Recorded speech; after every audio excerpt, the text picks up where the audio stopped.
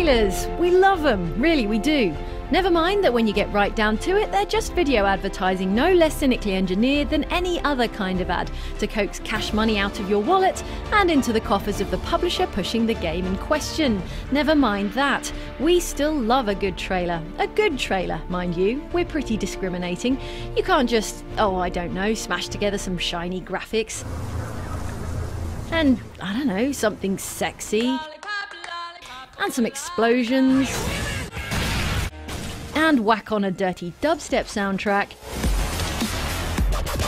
to impress us. Because though we can't get enough of any of those individual items, a really memorable trailer has something special. That's why, as 2011 draws to a close, it's time to ask the GameSpot UK team for its favourite trailers of the year and what it was that set them apart. So, Danny, tell us, what was your favouriteest trailer of 2011? This is my favourite trailer of the year because, unlike most trailers that came out this year, this was completely made up of just gameplay footage from different perspectives over and over again. It was the most honest trailer of the year, and it was one of the most mind-blowing things I've ever seen. I watched it 1,000 times.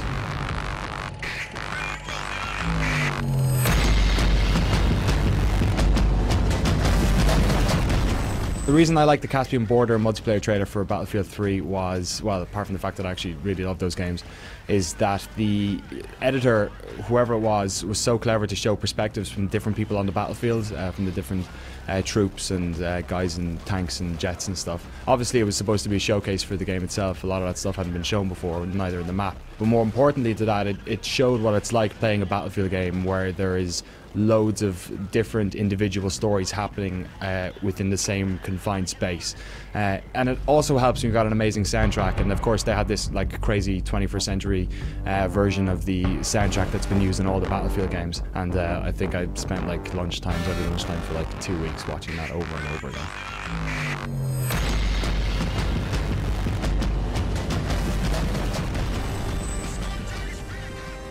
So the thing about this trailer which made it really stand out for me for the whole year is because the way in which it combined an amazing soundtrack, great song, with, you know, like kick-ass awesome visuals, which I've never seen anything that good in a trailer before, and it just went together so well, and yeah, I loved it. Deep in the ocean, dead and kissed away. So right from the offset of the Assassin's Creed trailer they showed at E3, I mean, you start with this brilliant kind of drumming and building up of the music, and then you see Ezio being kind of dragged through this dark place by all these soldiers, and then it starts to show you his journey to get there, and it's full of some amazing visuals of him on boats and climbing mountains and looking out in his classic kind of Ezio pose. And then when the song kind of breaks, you get this fantastic slow motion action sequence, choreographed fantastically, and I don't know, it's one of those things that you watch and it gives you like tingles up and down your spine. And then it ends really nicely, the music cuts completely and you hear the eagle's noise, and then he just turns around and elbows that dude in the face right when the drum beat comes back in. As a piece of video, that was just standout for me. Okay, so I think this definitely has to be my favourite trailer of the year because it had everything you could really want from it. Romance, intrigue, danger and adventure.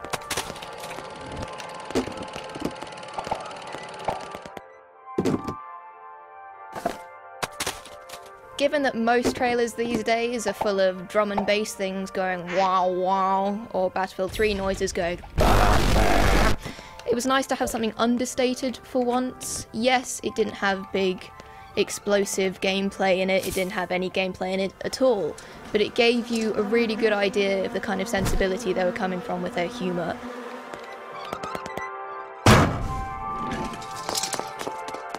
It also gave you fun facts. I, for one, didn't know that 4 out of 5 people are crushed every day by a giant diamond falling from the sky. So the reason I love this trailer is because it's just high action, intense sci-fi craziness from start to finish. At the beginning you're like, what? And by the end you're like, what? You wired me awake and hit me with a hand of broken nail. So mostly the reason that I love the Prey 2 trailer is that I actually wasn't expecting it. I didn't even know much about Prey 2 before I watched it. And I actually sat down, saw it, and was just like, that was freaking awesome. You're in this dystopian future where it's kind of Blade Runner meets Deus Ex meets Mass Effect meets like Mirror's Edge future, where you're just cruising around, busting chops because you're clearly the law. And these dudes are all like getting up in your grill and you're like, I'm gonna chase you. And then he's all like, and like running through these mad scenes. And then you bust out like your gun and you're shooting people up and you're like, whoa, this is insane. And this dude's all like, I got away. And you're like, no. And then you've got this wicked like arresting like brick that you shove into his chest. And he's all like, no. And then he's all like gone. Oh, it's just, that was freaking awesome. And then, just in case you hadn't had a good enough time, it turns around and they throw in a bit of Gears of War in there with a like Brumac looking dude that's all like, I'm gonna mess you up. And then, well, I don't know, he might mess him up, but it was freaking sweet.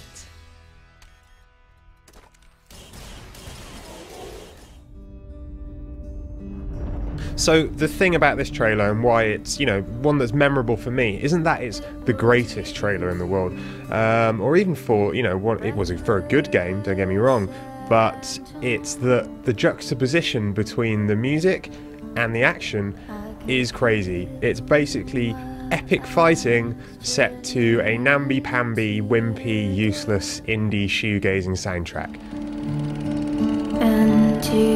So, you know, when the trailer kicks off, you know, you see Dom and he's fighting a bunch of dudes and there's explosions happening and it's all really interesting. But it's set to this music, which is basically just this really, really whiny indie music. And I know Gears of War's done this in the past. They've used Mad World to set to their trailers.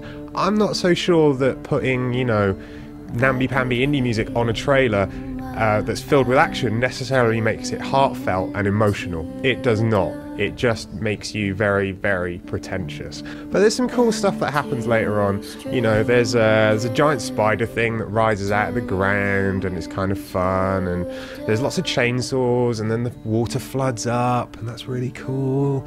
But all the time you got this plinky plonky acoustic guitar with someone singing about ashes or something. And you know, it's basically like if you got Flower and then set that to a heavy metal soundtrack. That's not going to make it a hardcore game. Oh, one more thing, the end. Brothers to the end, and then you fade out the rest and just leave the end. Nah, come on. It's just a bit much, isn't it?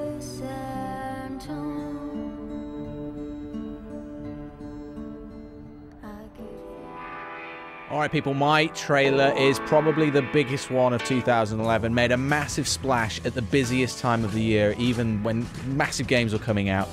So let's take a look.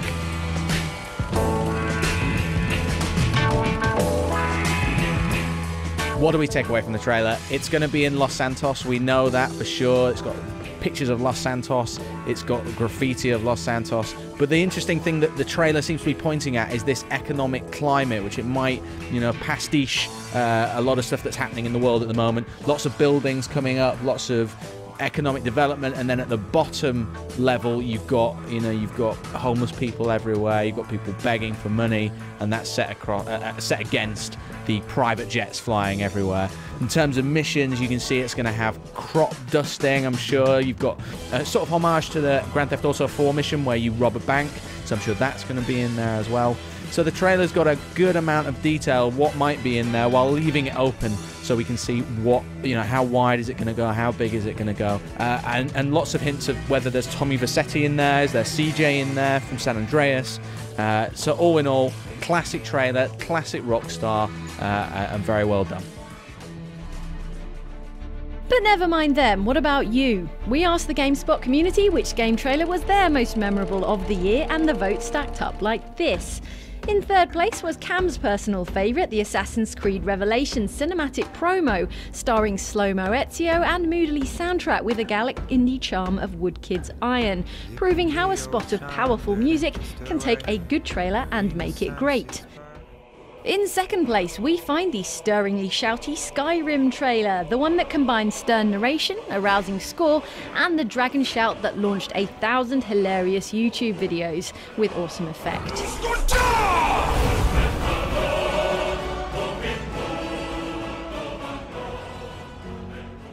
But on top of the heap came a trailer that had everyone and their mum talking back in February. For a brief few backwards running moments, we set aside our cynicism about not actual gameplay trailers to embrace the simultaneously poignant and gruesome little number that announced Zombie Kill 'Em Up Dead Island.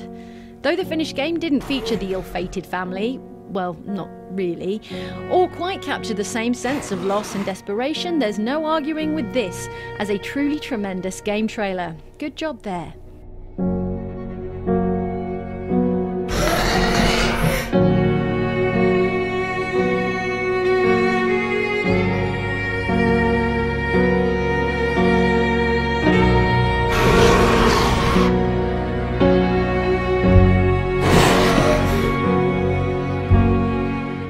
Watch all the GameSpot UK team's favourite trailers of the last 12 months in full, run along to the URL on screen and tell us all about your most memorable in the comments.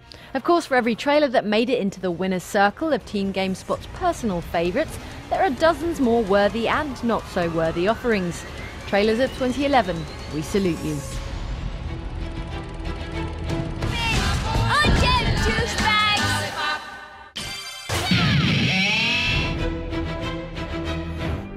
I never asked for this. Another girl I had been trying to protect. Michael! Michael. Michael. When the Templars murdered my family. When the whole bloody world's gone crazy. Hellcat, Sector 9! Michael!